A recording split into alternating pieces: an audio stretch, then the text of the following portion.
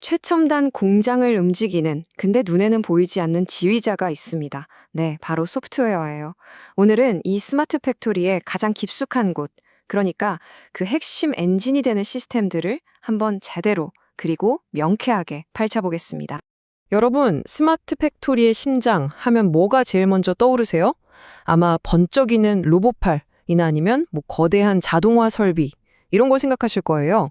근데요, 진짜 심장은 그 모든 것들을 조율하는 보이지 않는 소프트웨어 네트워크에 있습니다. 지금부터 바로 그 심장부로 직접 한번 들어가 보시죠. 자, 그럼 본격적으로 시작해 볼까요?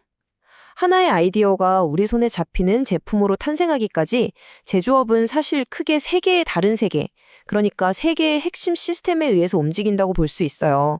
바로 설계, 비즈니스, 그리고 실제 생산 현장입니다.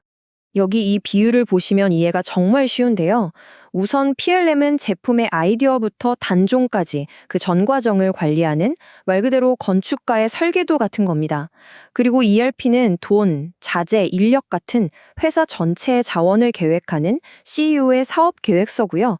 그리고 오늘 이야기의 주인공이죠. MES. 이게 바로 이 모든 계획을 실제 공장 바닥에서 실행시키는 현장 감독의 작업 지시서라고 할 수 있는 거죠. 그러니까 MES의 역할이 여기서 아주 명확해지는 거예요. 설계의 세계와 비즈니스의 세계, 이 두 가지 커다란 계획을 딱 받아서 실제 공장이 움직일 수 있는 실행 언어로 바꿔주는 그런 결정적인 다리 역할을 하는 셈이죠. 이 다리가 없으면요, 아무리 훌륭한 계획도 그냥 종이비 그림에 머물 뿐입니다. 자, 이제 한 걸음 더 깊이 들어가 보겠습니다. MES가 어떻게 작동하는지 이해하려면 반드시 알아야 할 두 가지 개념이 있거든요. 바로 BOM과 BOP입니다. 이 둘의 차이는 단순히 용어가 다른 게 아니고요.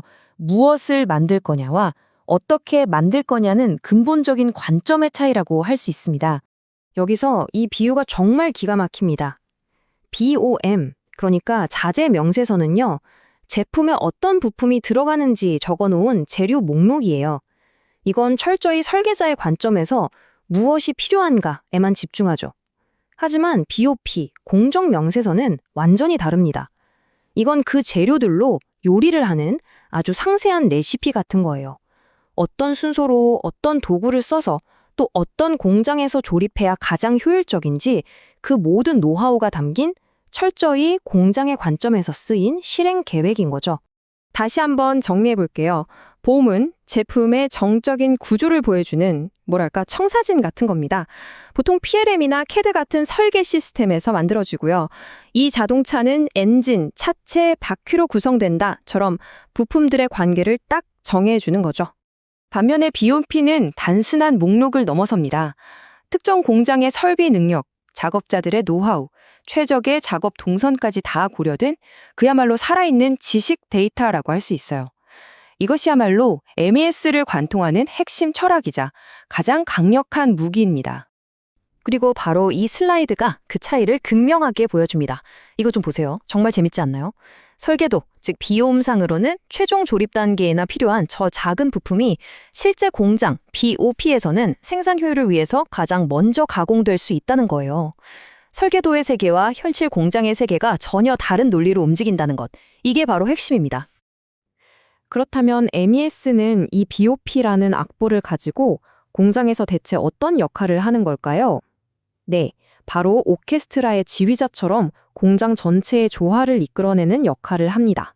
이 정보의 흐름을 한번 보세요. MES는 PLM과 ERP로부터 좀 추상적인 계획을 전달받습니다. 그러면 이걸 현장의 작업자나 로봇이 바로 알아들을 수 있게 아주 구체적인 작업 지시로 잘게 쪼개서 내려보내는 거죠. 그리고 동시에 현장에서 일어나는 모든 상황을 실시간으로 모니터링해서 그 결과를 다시 상위 시스템에 보고합니다. 마치 거대한 공장의 중추 신경계 같은 역할인 거예요.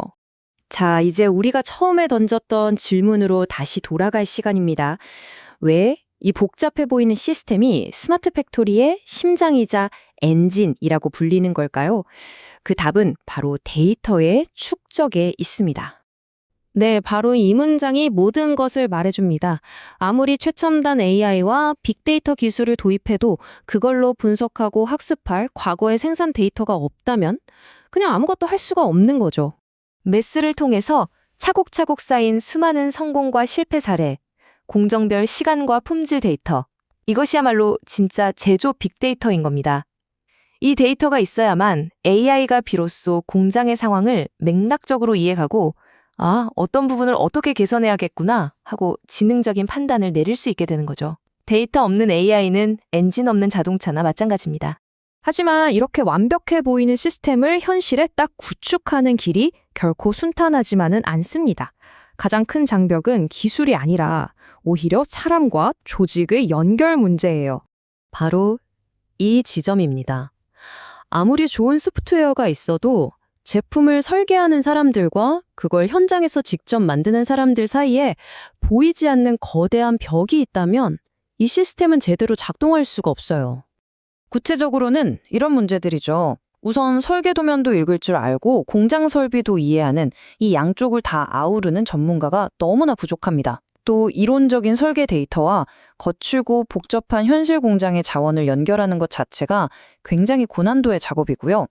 하지만 무엇보다 가장 큰 문제는 너무 오랫동안 서로 다른 언어를 써온 두 부서 간의 문화적인 단절입니다. 결국 이 문제를 풀 열쇠는 사람에게 있습니다.